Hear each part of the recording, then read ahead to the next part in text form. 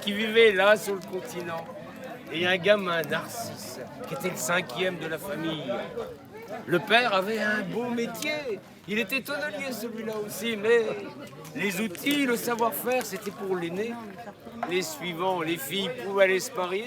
Et Narcisse, il n'avait d'autre solution que d'embarquer à l'aventure. À 15 ans, Olpa, il l'a emmené au port. Il y avait un bateau qui partait pour les mers australes. Narcisse a embarqué. Il est devenu mousse. Oh là là, quelle aventure! Rapidement, il a gravi tous les échelons sur le bateau pour finir par être le meilleur barreur qui avait jamais existé sur cette mer australe. 3 ans.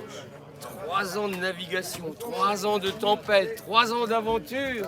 Et il avait acquis une expérience. Il avait 18 ans. C'était un beau jeune homme.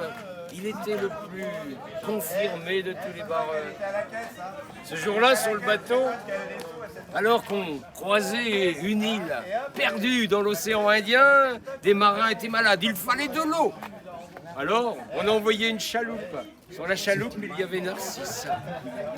Narcisse, arrivé sur l'île, il lui a pris des fourmis dans les guiboles. Il est parti au large, il est parti découvrir l'île. Quand il est revenu, la chaloupe était partie. Le 3-mâts était au loin.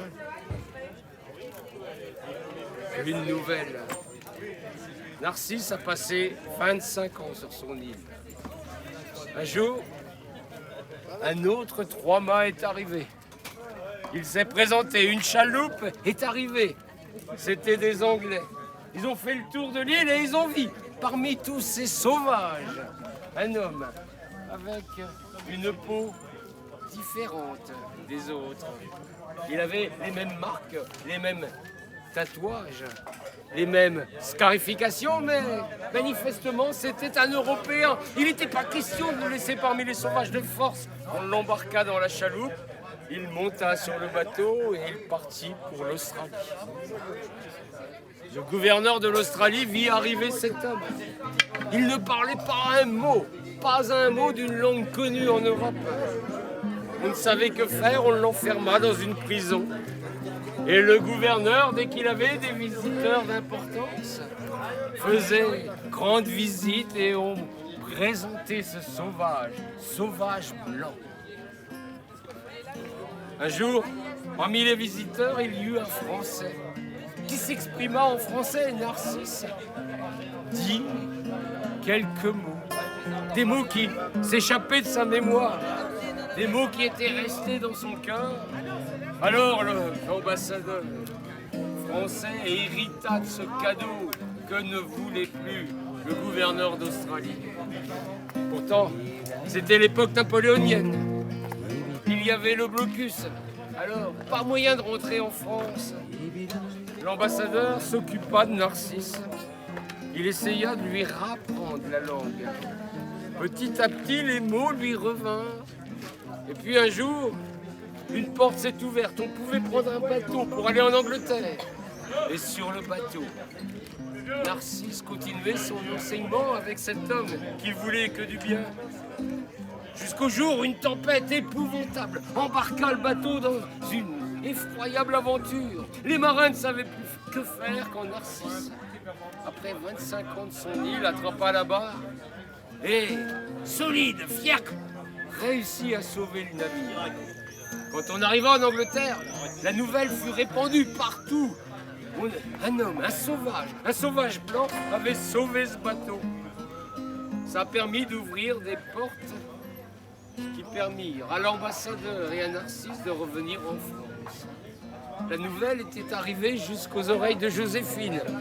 Et Joséphine voulut le recevoir à Fontainebleau.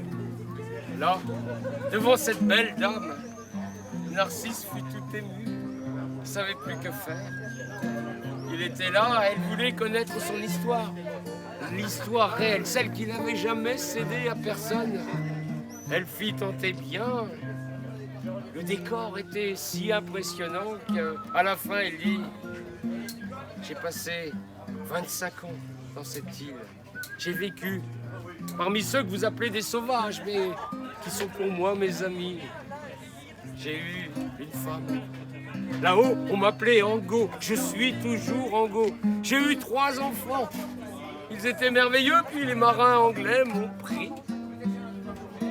Puis d'un seul coup, il s'est tué. Joséphine voulait connaître la suite, les autres éberlués voulaient savoir cette histoire. Et puis Angot leur a dit, parler c'est comme mourir un peu. Et il s'est tu. Joséphine a pleuré, l'émotion était palpable. On lui fit un grand cadeau, on le nomma gardien de phare. Il gardait son phare, il a trouvé une épouse en France quelque temps, et puis un jour, un bateau a disparu. Angot était parti. Peut-être a-t-il retrouvé son île. Ce n'est pas un conte, c'est un roman extraordinaire, une histoire vraie. Ça s'appelle Le Sauvage Blanc et je vous invite à lire.